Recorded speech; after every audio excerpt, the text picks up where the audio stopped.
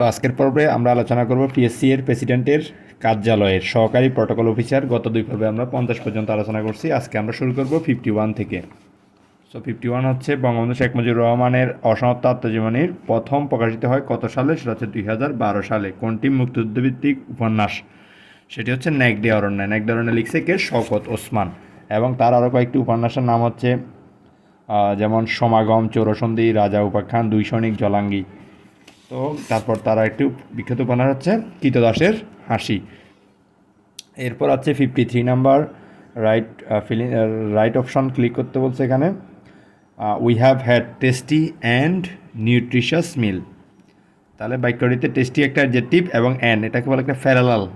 তো আগেরটা অ্যাডজেক্টিভ থাকলে পরেরটা অ্যাডজেক্টিভ থাকে, যেন নিউট্রিশাসটা এখানে বসছে। এরপর 54 number which one may be used instead of continue. কন্টিনিউর পরিবর্তে আমরা ক্যারি অন বলতে পারি। ক্যারি অন তো continue. Or is the synonym of growth. গ্রোথের সিনোনিম হচ্ছে কি? ডেভেলপমেন্ট। গ্রোথ অর্থ প্রবৃত্তি, ডেভেলপমেন্ট অর্থ প্রবৃত্তি। কোনটি? জীবনানন্দ দাশের কাব্যগ্রন্থ। দাশের কাব্যগ্রন্থ হচ্ছে কি?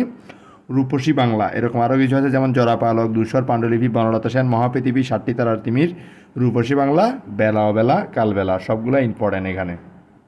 পড়াশোনা 57 number what is the antonym of delete. ডিলেটের অ্যান্টোনিম হচ্ছে ইনসার্ট। ডিলেট অর্থ মুছে দেওয়া, আর ইনসার্ট অর্থ প্রবেশ করানো। শব্দ কোন ধরনের তরঙ্গ? শব্দ একটা অনুদৈর্ঘ্য তরঙ্গ। এটা বিজ্ঞানের প্রশ্ন। লেন্সের ক্ষমতার একক কি? এটা হচ্ছে ডাইঅপ্টার। লেন্সের ক্ষমতার একক হচ্ছে diopter. Which of the following does not add base in the plural form. তাহলে প্লুরাল ফর্মে বেস অ্যাড হয় না কোনটাতে? রূপ। রূপকে আমরা রূপস বলতে পারি না, রূপকে রূপস হবে, এস হবে শুধু, আর বাকিগুলোতে বিইএস। ভারতের দীর্ঘতম সমুদ্র সেতুর নাম কি? সেটা হচ্ছে অটল সেতু। বাংলা সাহিত্যের ক্ষেত্রে শ্রেষ্ঠ অবদান হচ্ছে কার?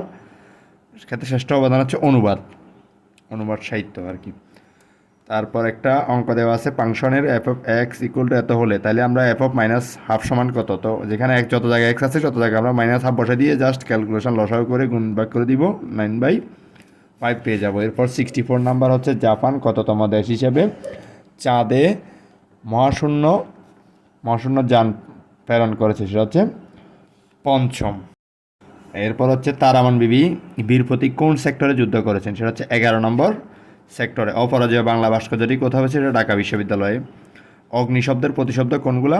অগ্নিশব্দের প্রতিশব্দ হচ্ছে কৃষাণু। তাহলে আরও কয়েকটি কৃষাণু আমরা জানি, কৃষাণু, বর্ণী, হুতাশন, পাবক, বৈশ্যানর, দহন, সর্বভোগ, শিখা, হোমাগ্নি, অনল, সর্বসূচি, বিভা বসু।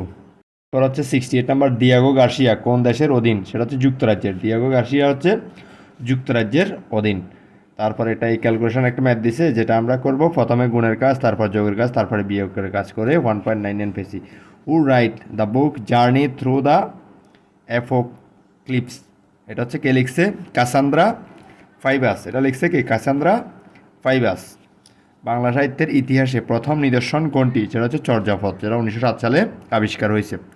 রহিম ওয়েন্ট টু কোথায় যায়?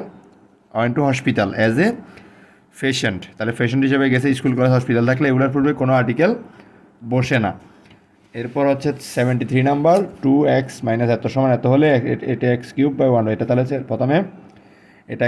প্রথমে আমরা 2 কমন নিব, কমন নিয়ে গণ করব, যেহেতু এটা গণ দেওয়া আছে 2। তাহলে এরপর গণ করে এই মাইনাস বি হোল কিউবের অনুসিদ্ধান্ত হচ্ছে a cube minus b cube minus 3b into a minus b. এটা দিয়ে লাস্টে কাজ করলে লাস্টে 63 পেয়ে যাব। কোন রচনাটি কৃষি সংক্রান্ত জ্ঞানে সমৃদ্ধ? সেটা হচ্ছে খনার বচন কৃষি সংক্রান্ত। বাংলা সাহিত্যের প্রথম ইতিহাস বইয়ের নাম কি? এটা হচ্ছে বঙ্গভাষা ও সাহিত্য। তো যেটা কে লিখছে? বঙ্গভাষা সাহিত্য লিখছে দীনেশচন্দ্র সেন। এরকম আরও কিছু হচ্ছে, যেমন বাংলা ভাষার ইতিবৃত্ত হচ্ছে ডক্টর মোহাম্মদ শহীদুল্লাহ। বাংলা সাহিত্যের কথা হচ্ছে ডক্টর মোহাম্মদ শহীদুল্লাহ। আর বাংলা ভাষার উৎপত্তি ও বিকাশ হচ্ছে সুনীতি কুমার চট্টোপাধ্যায়। আর বঙ্গভাষা সাহিত্য দীনেশচন্দ্র। বাংলা সাহিত্যের ইতিবৃত্ত, তাহলে এখানে বাংলা ভাষার ইতিবৃত্ত শহীদুল্লাহ, আর বাংলা সাহিত্যের ইতিবৃত্ত বললে মোহাম্মদ আবদুল্লাহ সৈয়দ আলী হাসান। আর বাংলা সাহিত্যের রূপরেখা হচ্ছে গোপাল হালদার।